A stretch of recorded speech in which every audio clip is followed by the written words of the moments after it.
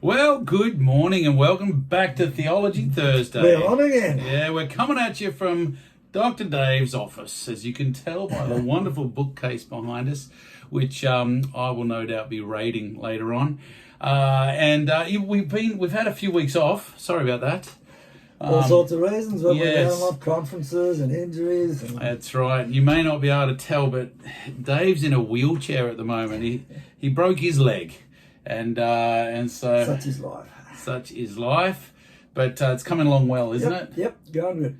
So yeah, hey, Dave. Last week we had Halloween. Halloween, and that's something that over the last few years has become more and more part of the Australian calendar. It's astonishing. Yeah, it's weird. I can't believe it. I know we knew that it was a big deal in America. Well, I think it's probably been influenced by American TV shows. Yeah, they seem to love it. They think it's just a fun, upbeat sort of. The kids get dressed up and go trick or treating. But I hear a lot about Halloween, and you do as well. And most of it, well-meaning Christians have comments to make, but much of the time, what they say is totally untrue. Absolutely. In fact, we know a lot of friends in the United States, and a lot of my Christian friends in the United States, not all of them, but a lot of them just say, what's the problem? Halloween's fun, why? And I'm astonished and shocked because I know the background and that's it. of this whole thing they do. So I thought, even though it's over, we might be good to have an open sort of a look at Halloween and the reasons why it's not something that we would promote or encourage for us. So firstly, though, we need to separate a little bit of fact from fiction. Sometimes Halloween and the Day of the Dead, they're often confused, mainly because they share a date. Yeah, because they're so similar. I've noticed that too. Actually, this is the first year I'd noticed it, where, some things online, some of the posts online, people are confusing the two and saying Halloween and Day of the Dead, and I think, hang on, they're not the same thing. No. Halloween falls on the 31st of October, and the Day of the Dead is actually on the 1st of November and the 2nd of November. Right. And there's good reasons for that, which we'll discuss as we go along. The Day of the Dead basically is a Mexican holiday associated with the Catholic celebrations of All Saints' Day and All Souls' Day. Right. And that's held November 1 and 2. So the Catholic Church across the globe celebrate All Saints' Day and All Souls' Day on November 1 and 2. So they share that. So what exactly is All Saints' Day for those people who don't have a Catholic background?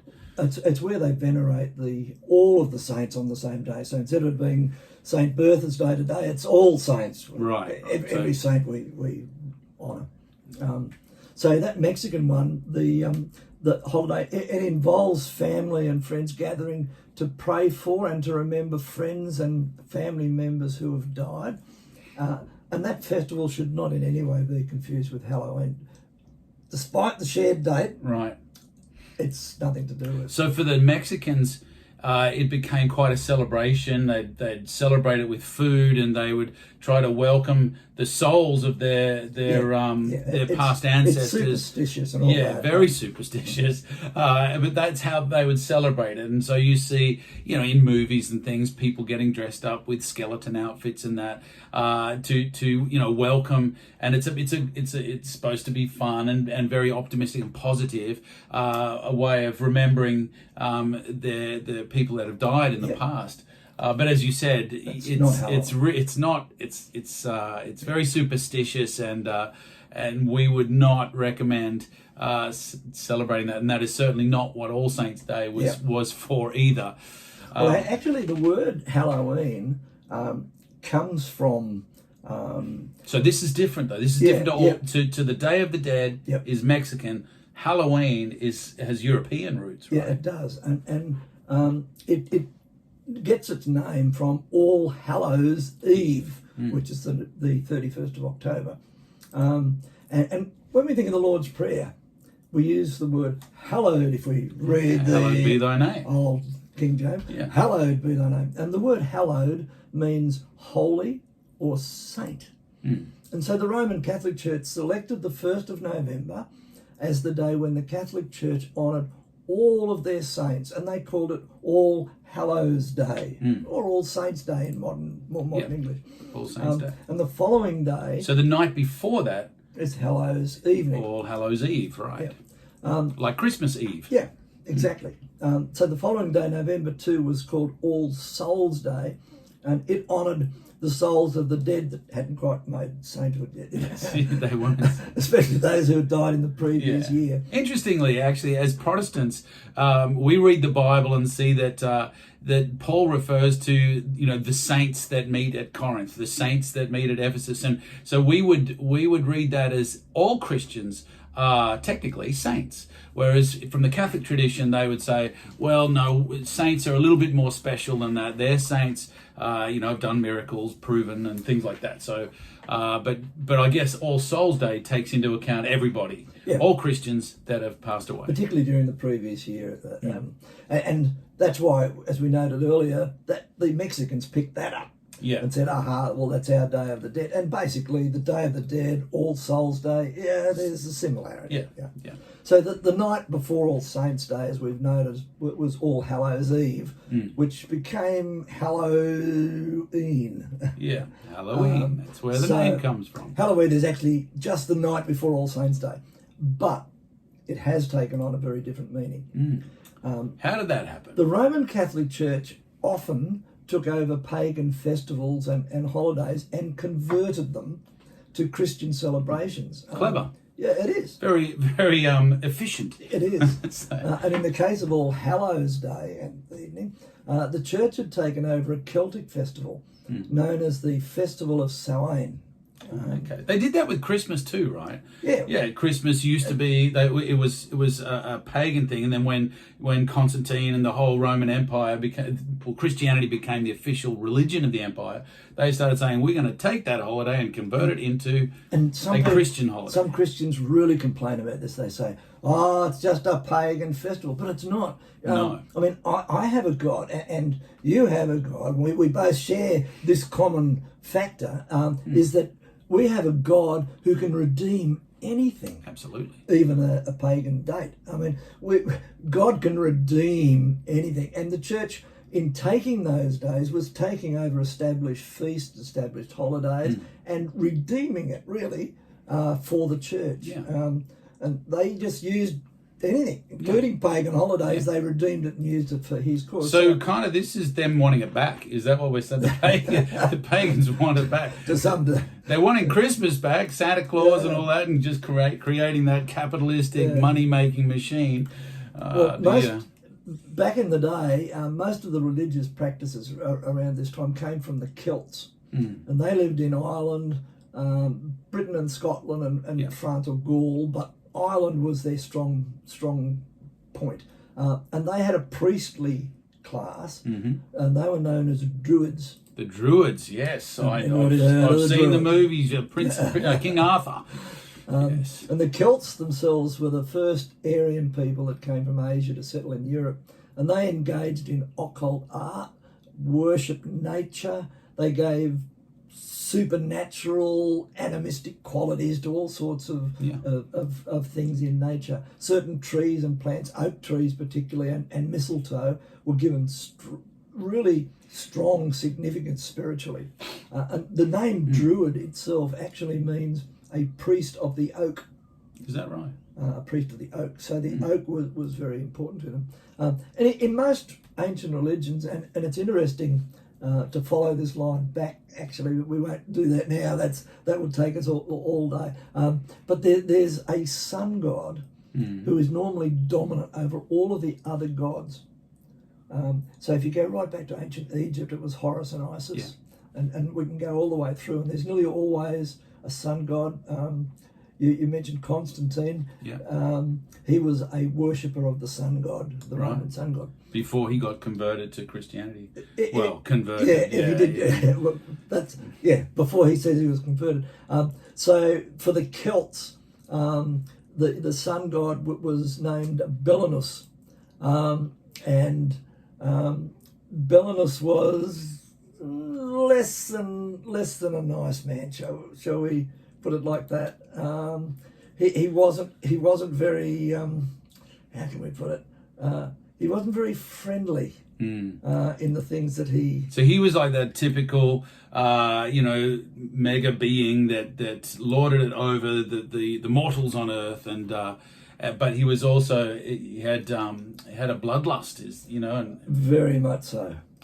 But he was there. and that's not uncommon in some of those, in a lot of the pagan, whether it was Celtic or not. You see it in South America. Most religions have sacrifice. Wanting, and we see it even in the pages of the Old Testament, where some of the other gods around about wanted human sacrifice or wanted blood sacrifice. Well, the Celts had a special feast for him, and that was May the 1st, or Beltane. Mm-hmm. So that was their big feast for him. But they also venerated another god, the god of death.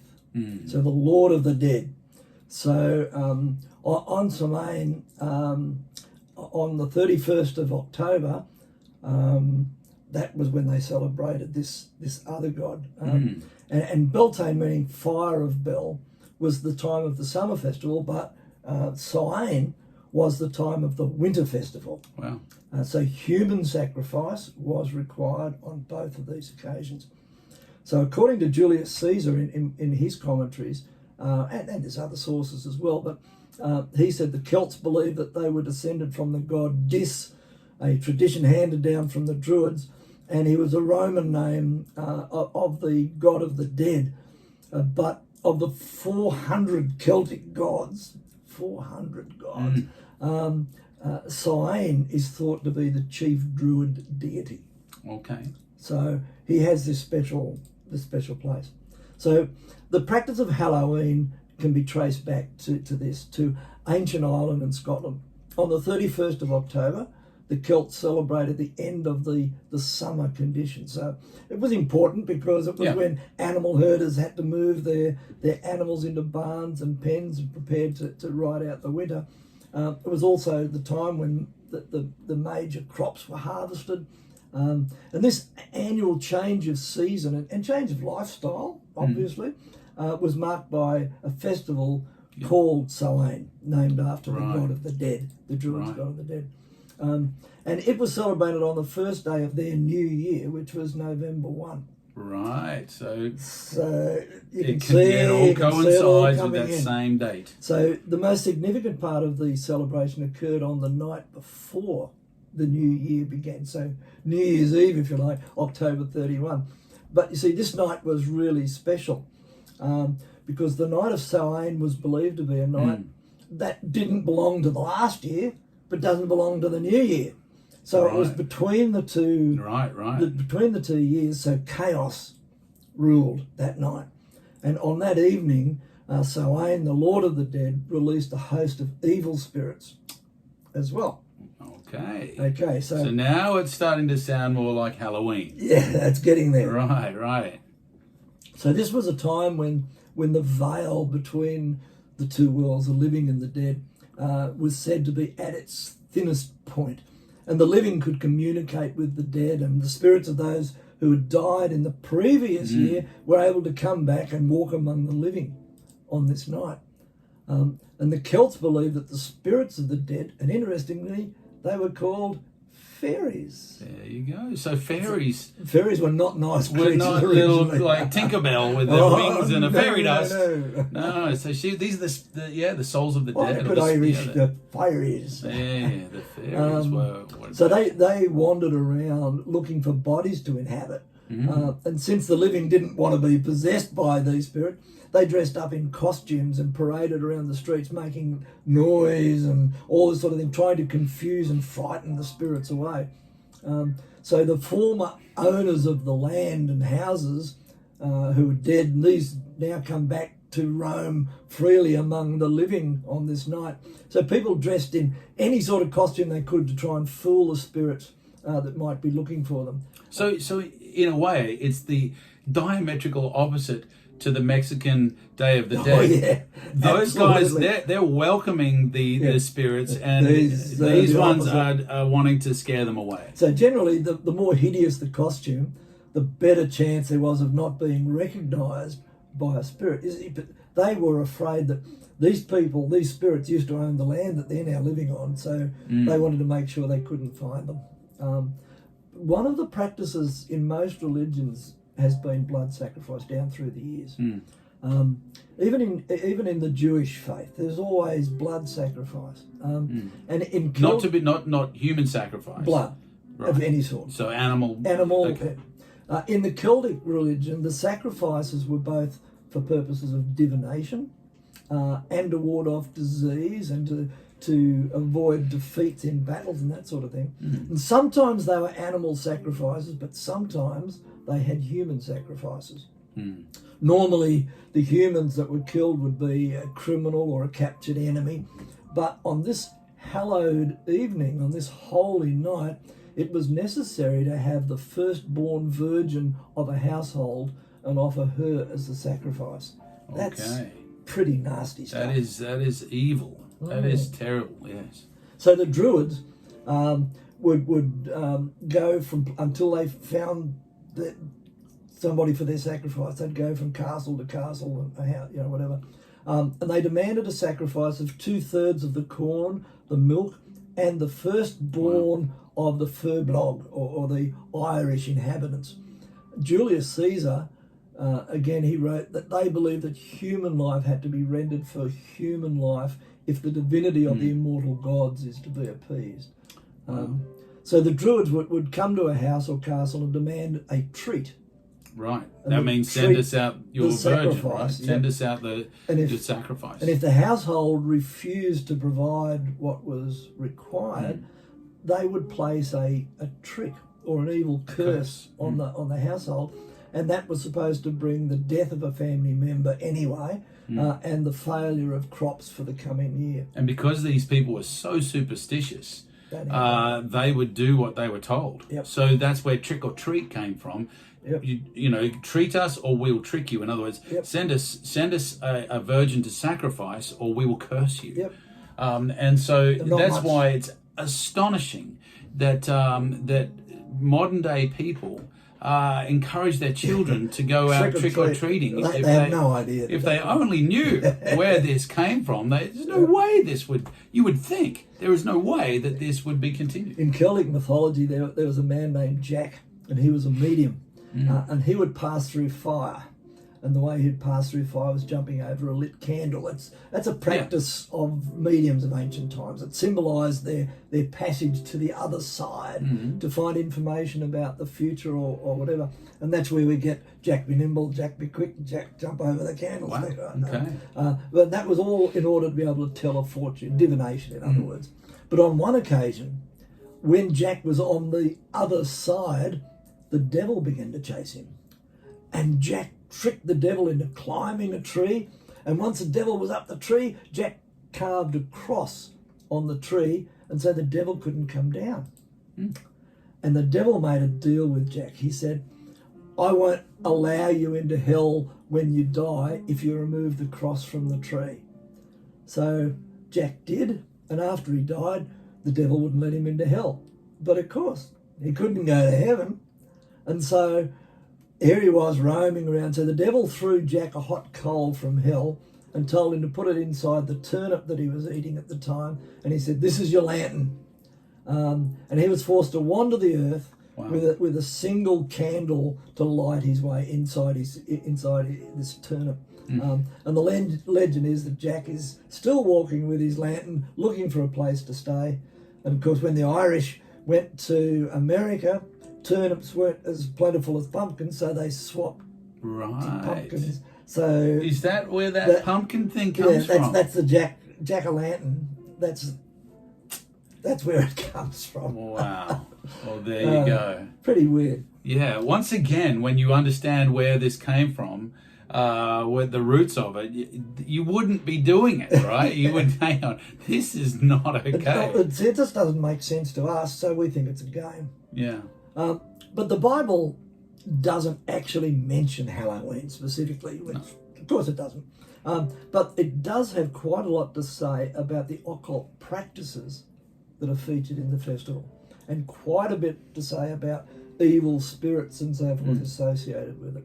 So Dave, when did the church, take over that festival that the pagans had, and call it, All Saints Day. I would have to check dates on that, but it's going back into the early stages of the church in Ireland. Yeah.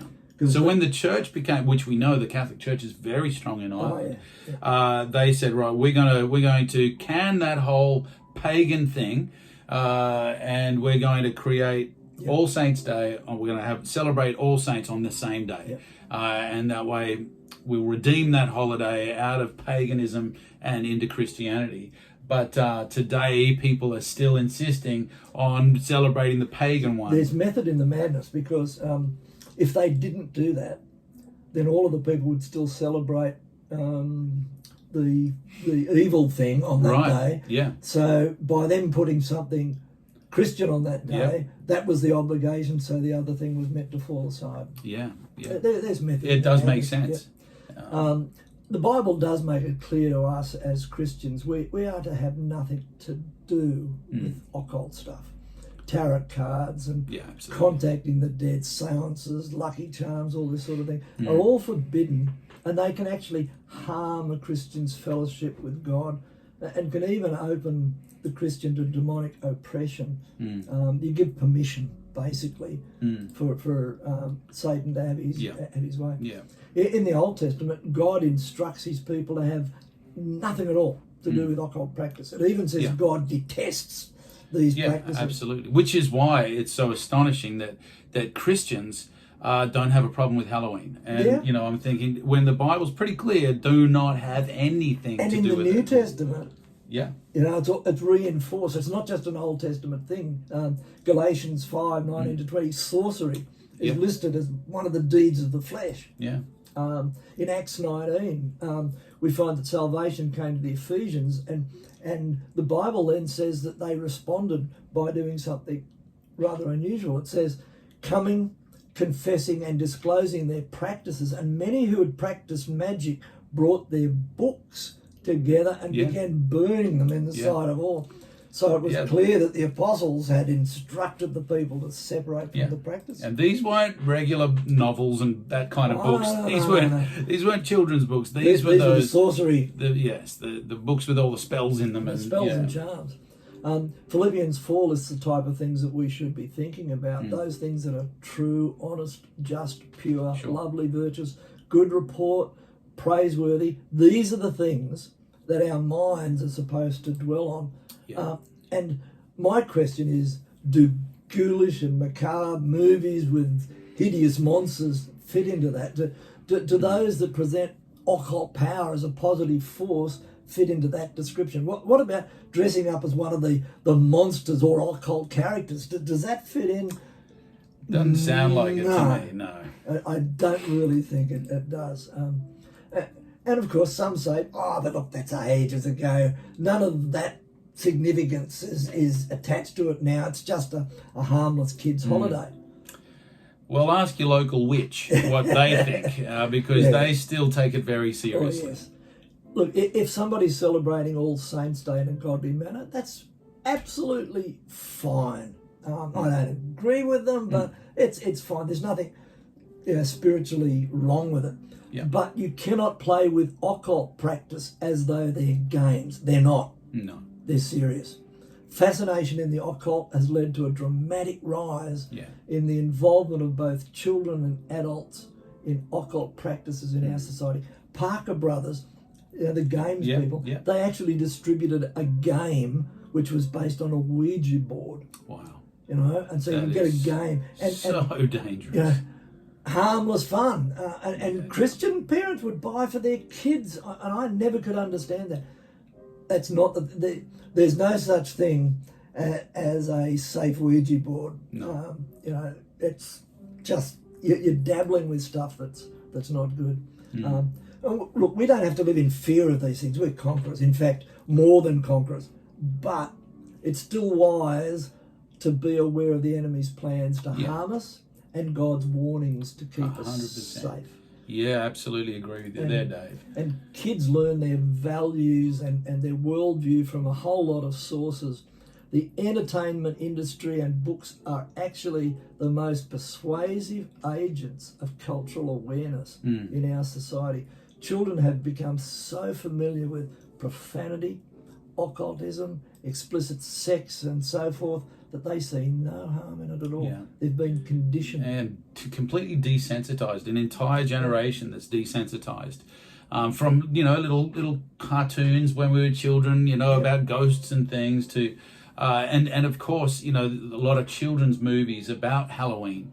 And you know, the pumpkins and when you see where it all came from. I was listening to ABC Radio. It's astonishing. Yeah. And they were saying, send us your most scary moments and your most, it's, people think it's a joke. Yeah. I saw on Instagram a dad dressed up as the scariest, like a murderer with a big blade, coming up behind his little 2-year-old, would have been 2 or 3-year-old child, you know, and is going to scare this kid because it's Halloween. And I'm thinking, you could do irreparable mental damage to that child. What are you thinking? Absolutely. You know, it's so irresponsible. So, and when, like you said, when you see Christians justifying it as it's just fun, stop being a stick in the mud, stop being such a prude, you know,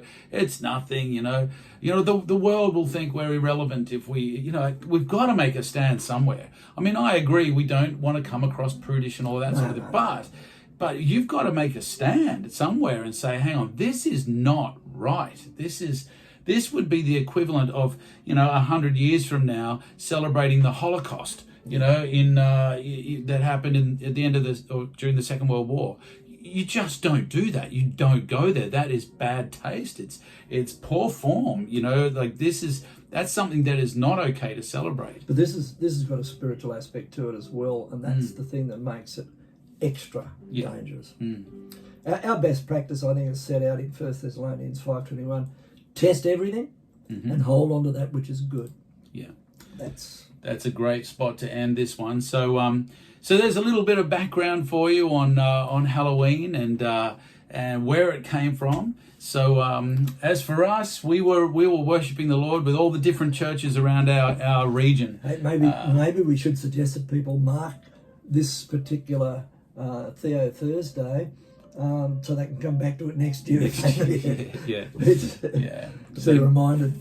Alrighty. Well, God bless you, and we'll see you next week. We're back in the saddle with Theology Thursday. Had a few weeks off there, but looking forward to it. It's going to be really interesting next week. So God bless you. Bless you now. Bye.